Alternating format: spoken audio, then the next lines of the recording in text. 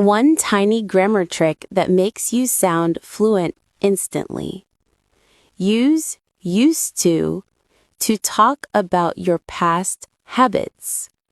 Example, I used to play football. I used to live in Dubai.